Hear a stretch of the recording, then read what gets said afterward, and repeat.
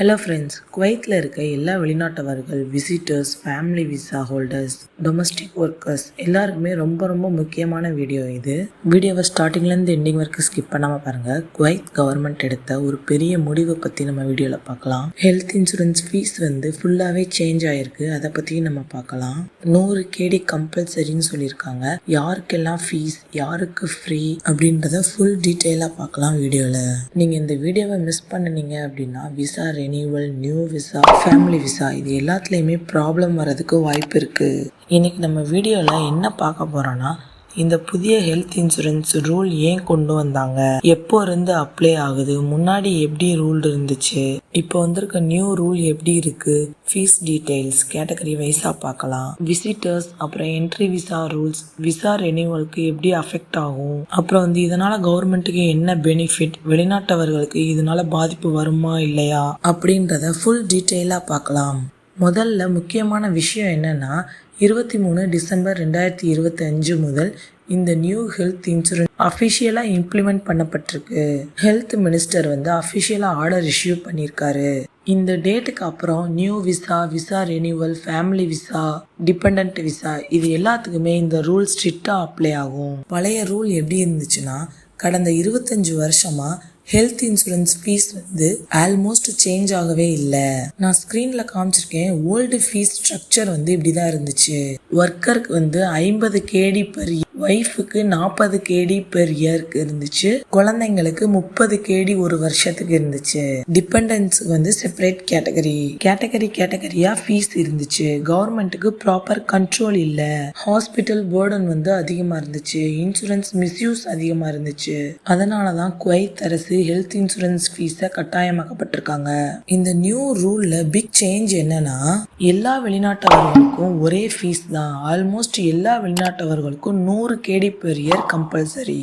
Worker, wife, children, parents, dependence யாரா இருந்தாலும் சரி, category every one equal fees system தான். குவைத் அரசோட கோல் என்னன்னா, டிரான்ஸ்பரன்சிக்காகவும் பெட்டர் ஹெல்த் கேர் மேனேஜ்மெண்ட்டுக்காகவும் சென்ட்ரலைஸ்டு சிஸ்டம் கொண்டு வரது தான் கவர்மெண்டோட goal. Next visit visa and entry visa rules பத்தி பார்க்கலாம். ரொம்ப இம்பார்ட்டன்ட் என்னன்னா, visit visa holders government insurance not allowed.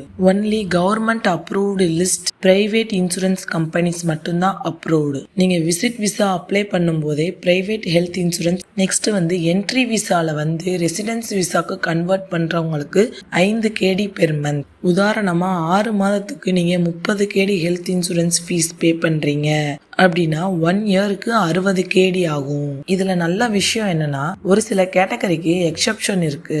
Kuwaiti சிட்டிசனுக்கு ஃபர்ஸ்ட் 3 டொமஸ்டிக் ஒர்க்கர்ஸ்க்கு ஃப்ரீ. ஆஃப்டர் 3 டொமஸ்டிக் ஒர்க்கர்ஸ்க்கு மேல இருக்காங்க அப்படின்னா 10 KD. 3 நபருக்கு மேல இருக்கிறாங்க அப்படின்னா ஒவ்வொரு நபருக்கும் 10 KD பெர் இயருக்கு ஹெல்த் இன்சூரன்ஸ் கட்டாயம்.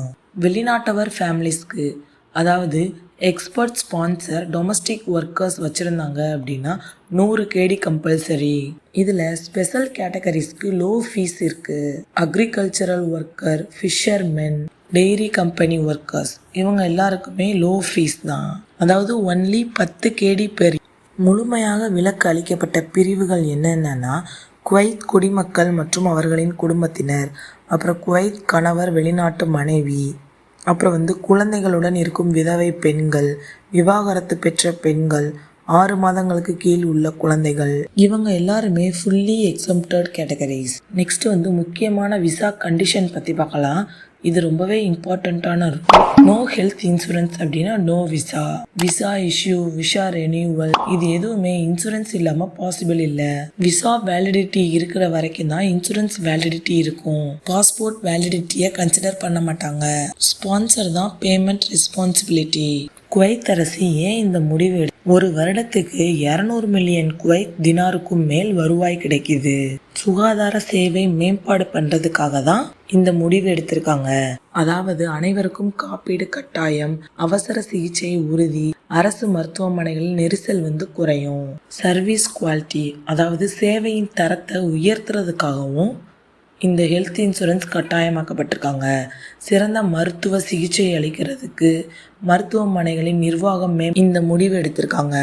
முதலீட்டாளர்கள் மற்றும் வெளிநாட்டவர்களின் நம்பிக்கை, அதாவது பாதுகாப்பான சூழலில் நம்ம இருக்கோன்ற உணர்வு வரும், நிம்மதியான வாழ்வு கிடைக்கும், முழுமையான மருத்துவ பாதுகாப்பு கிடைக்கும். ஃப்ரெண்ட்ஸ், நல்லா புரிஞ்சுக்கோங்க, இது வெறும் ஃபீஸ் இன்க்ரீஸ் மட்டும் இல்லை, முழுமையான ஹெல்த் கேர் ரீஃபார்ம், அதாவது சுகாதாரத்துறை சீரமைப்பு. ஃப்ரெண்ட்ஸ், ஒரு ஸ்மால் அட்வைஸ், குவைத்தில் இருக்கீங்க இல்லைனா குவைத்துக்கு வர்றதுக்கு பிளான் பண்ணுறீங்க அப்படின்னா இன்சூரன்ஸ் பேமெண்ட் டைமில் கரெக்டாக பண்ணிடுங்க. Visa plus insurance validity check பண்ணிக்கோங்க. Only official and approved sources மட்டும் யூஸ் பண்ணுங்க. டிலே ஆச்சுன்னா விசா ரிஜெக்ட் ஆயிரும். நான் பேமெண்ட்டில் இருந்தால் ரெனியூவல். ஃப்ரெண்ட்ஸ், இந்த புதிய ஹெல்த் இன்சூரன்ஸ் ரூல் உங்கள் லைஃப்பை அஃபெக்ட் பண்ணுற ஒரு முக்கியமான அப்டேட் தான். இந்த வீடியோ உங்களுக்கு ரொம்ப யூஸ்ஃபுல்லாக இருக்கும்னு நினைக்கிறேன். மறக்காமல் நம்ம சேனலை சப்ஸ்கிரைப் பண்ணிக்கோங்க. தேங்க்யூ.